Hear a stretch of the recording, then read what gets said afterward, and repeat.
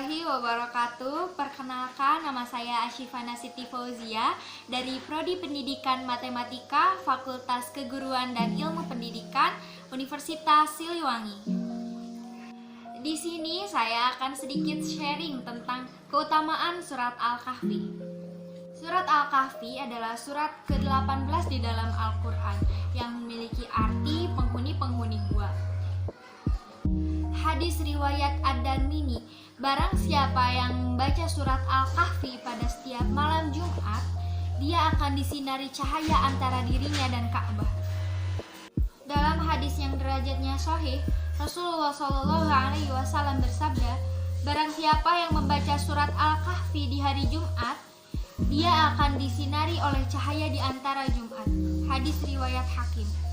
Selain itu, Al-Kahfi akan menjadi penerang di hari kiamat. Bagi siapapun yang menghafal dan mengamalkan surat Al-Kahfi, niscaya akan mendapatkan kebaikan berupa wajah yang bercahaya dan akan dijauhkan dari dosa yang tidak terampuni oleh Allah Subhanahu wa Ta'ala. Ada 5 keistimewaan bagi orang yang membaca dan mengamalkan surat Al-Kahfi. Yang pertama, orang yang membaca surat Al-Kahfi akan disinari oleh cahaya kebaikan. Yang kedua, orang yang membaca Al-Kahfi akan diampuni dosanya oleh Allah Subhanahu wa Ta'ala. Yang ketiga, bagi orang yang membaca surat Al-Kahfi akan mendapatkan keridhaan dari Allah Subhanahu wa Ta'ala. Yang keempat, orang yang membaca surat Al-Kahfi akan dijaga dari gangguan setan. Yang kelima, orang yang membaca surat Al-Kahfi akan terlindung dari fitnah Dajjal. Na'udzubillahi min dzalik. Ada 4 cerita yang tersembunyi di balik surat Al-Kahfi. Keempat kisah ini mengandung nilai iman dan ketakwaan kepada Allah Subhanahu wa Ta'ala.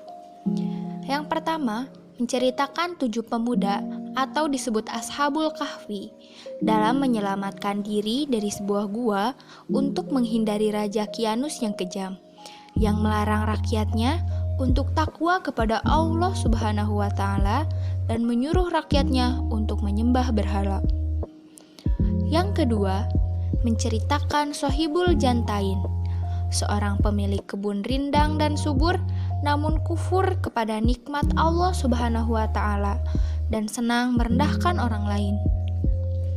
Yang ketiga, menceritakan pertemuan Nabi Musa alaihi salam dengan Nabi Khidir alaihi salam. Nabi Musa menyadari Nabi Khidir lebih pintar darinya, sehingga dia ingin berguru kepada Nabi Khidir, tetapi permintaan itu ditolak. Yang keempat, cerita tentang Zulkarnain yang berarti pemilik 2 tandu. Dari kisahnya, diajarkan pentingnya kekuasaan dipegang oleh orang yang memiliki kesadaran penuh bahwa kedudukan dan tahta adalah amanah yang kelak akan dipertanggungjawabkan oleh Allah Subhanahu wa Ta'ala. Di sini saya akan membacakan 10 ayat pertama surat Al-Kahfi. A'udzu billahi minasy syaithanir rajim. Bismillahirrahmanirrahim. Alhamdulillahilladzi anzala ala abdihil kitaba wa lam yaj'al lahu 'iwaja qayyiman liyundhira ba'san shadidan min ladunhu wa yubashshiral mu'minina alladzina ya'maluna ash-shalihati anna lahum ajran hasana makithina fihi abada wa yundhira alladzina qalu ittakhadallahu walada ma lahum bihi min ilmin wala li abaihim kaburat kalimatan takhruju min afwahihim iyaquluna illa kadhiba fala'allaka bahi'un nafsaka ala atharihim illam yu'minu bihadal hadisi asafa inna ja'alna ma'alal ardi zinatan laha linabluwahum ayyuhum ahsanu amala wa inna laja'iluna ma sa'idan jurja am hasibta anna ashabal kahfi warraqi'i kanu min ayatina azaba إذ أوى الفتية إلى الكهف فقالوا ربنا آتنا من لدنك رحمة وهيئ لنا من أمرنا رشدا. Shadaqallahul azim. Marilah kita selalu istiqomah membacakan surat Al-Kahfi setiap malam Jumat minimal 10 ayat pertama. Perlahan-lahan belajar membaca dan mengamalkan isi surat Al-Kahfi sehingga kita mendapatkan pahala, perlindungan dan keridhaan dari Allah Subhanahu wa taala, agar hidup kita damai dan tentram di dunia maupun di akhirat. Amin ya Allah ya rabbal alamin.